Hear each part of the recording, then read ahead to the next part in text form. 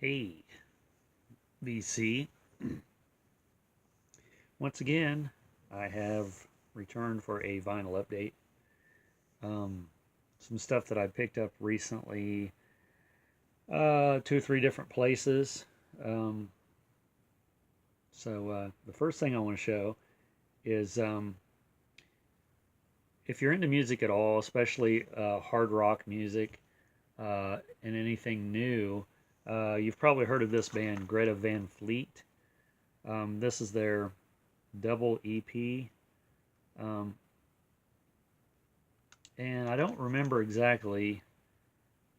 I probably ran across them on YouTube, but I was made aware of them probably before that to actually go look them up. And this is they're a very young band, and it sounds like classic. And the comparisons that they've got is Zeppelin, more so than anything else. In the interviews that they've had, they've talked about a lot of their influences, which is a little bit of everything. And they do two cover songs on this album. Uh, a Change Is Going to Come, which is, I want to say that's a Sam Cooke song. And then, let me set this down. And then the other one, I just can't think of it right off. The other cover song that they do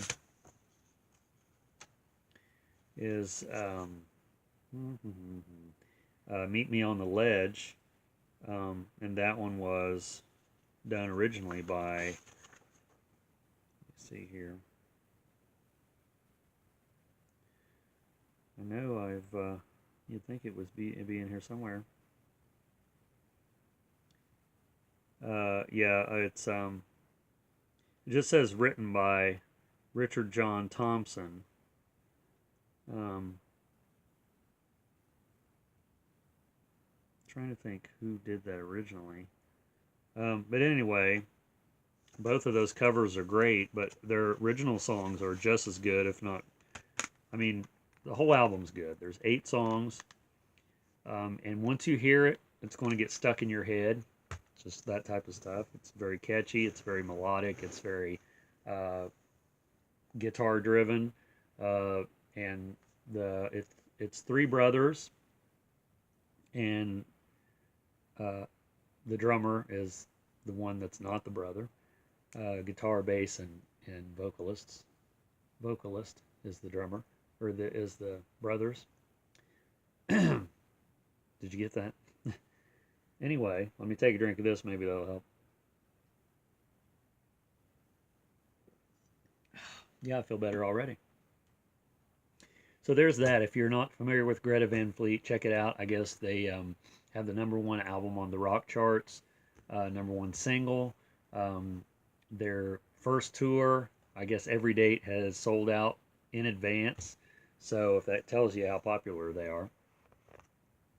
And then I picked this book up.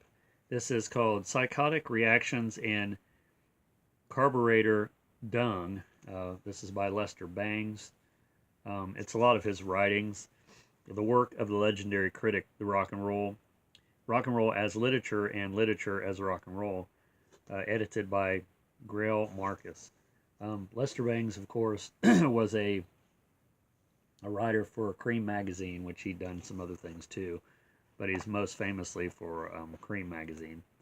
And I don't think there's any pictures in here at all, which is odd because a lot of these type of books have like a section in the middle where there's a few pictures, but this one doesn't. But yeah, this is going to be a good thing to read because I love Cream magazine. You've heard me mention that maybe. Onto the vinyl. First thing I got is I used to have this on. Oh, was it a cassette tape? I think. And this is Resurrection Band. They later shortened their name to Res Band.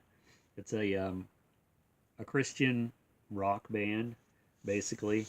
And this this album is really good.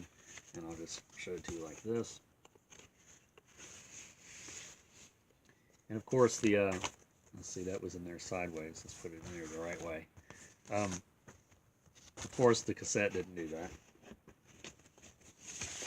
That's what it's supposed to look like that. So yeah, I seen this and I thought, yeah, I need to get that for sure. Because I used to almost exclusively just listen to Christian rock and metal. This is on Star Song. And I used to buy a lot of, there was a Christian bookstore near where I lived at the time. And they had stickers on the back of their cassettes and their CDs too, but CDs weren't a big thing. It was sort of coming into its own. But if you buy, I think if you bought 3 cassettes, you got the 4th one free or something like that. And of course, me being overboard on everything, I had to just, you know, hoard.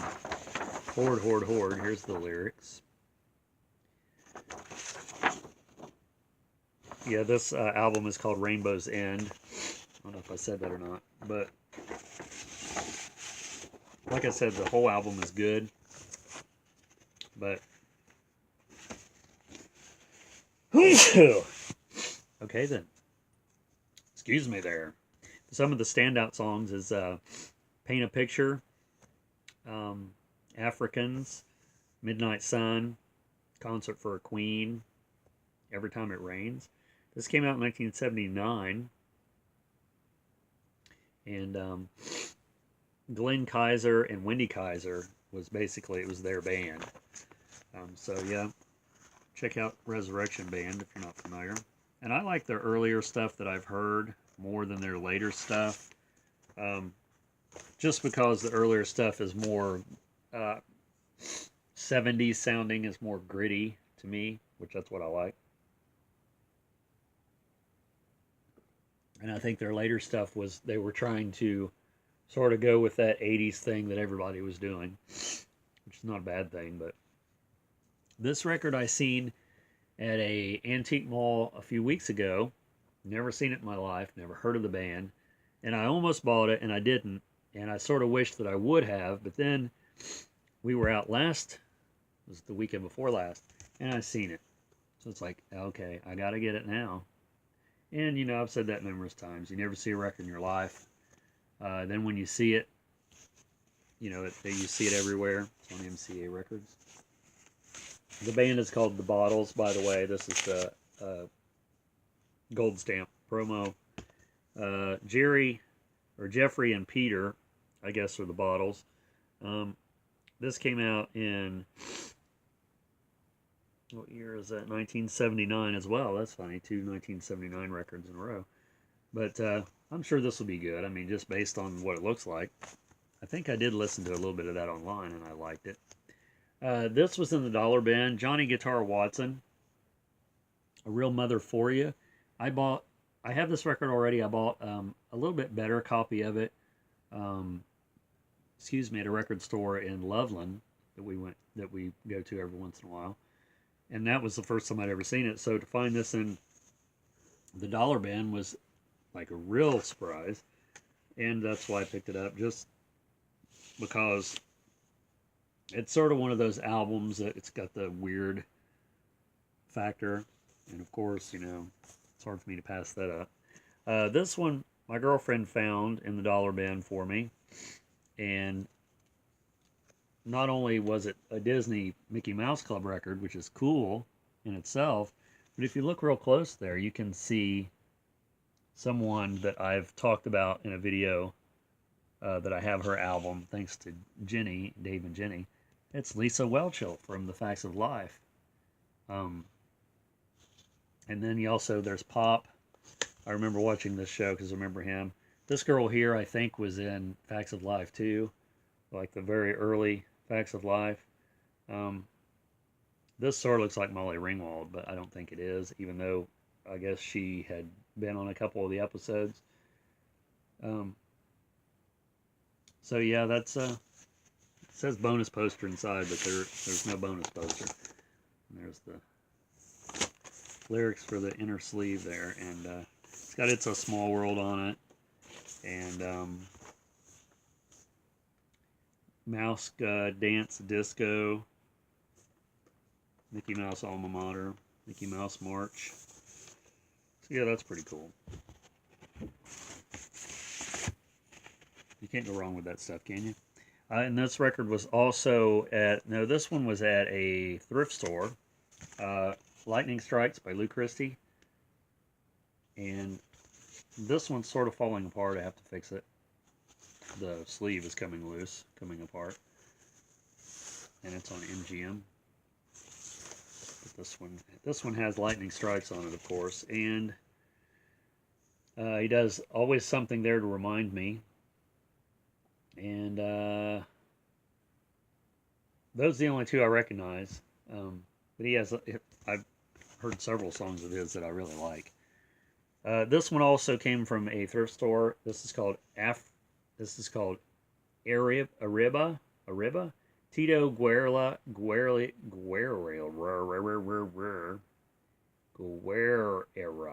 and his Latin American Orchestra. So much for the pronunciation of that. And this is on Crown Records. Usually on Crown Records it says full color, high fidelity. I thought that when it has that label on it, I thought they were colored vinyl, but obviously this one's not. I don't know if I was just thinking of something else or if that doesn't pertain to all of them, because I have actually found a couple of those that are colored vinyl. Here's Jonathan on Verve, Jonathan Winters. I hadn't seen this one before.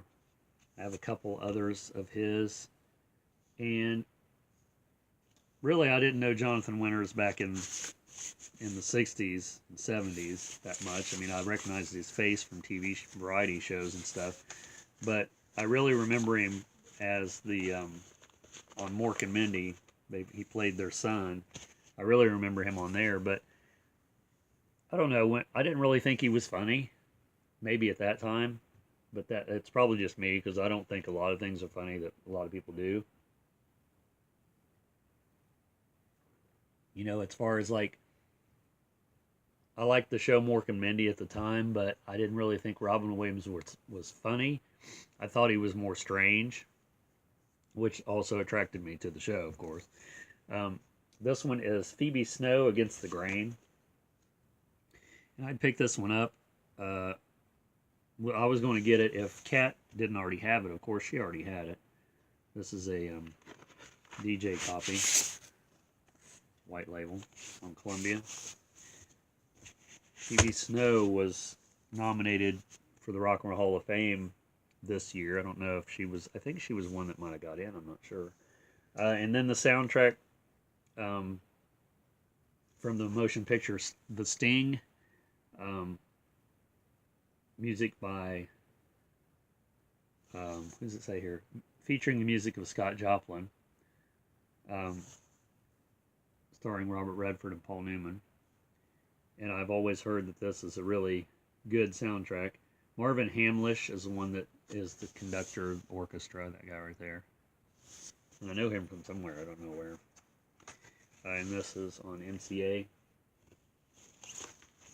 So that's sort of a short video of some stuff that I picked up here and there. Thanks for watching, and thanks for some of my new subscribers. I noticed I got a few new subscribers here in the past couple days. Always much appreciated. And I'll be making probably another video here shortly to show some more goodies. Thanks for watching, subscribing, and hope everybody out there is getting ready for Record Store Day. It's coming up in about 2 weeks.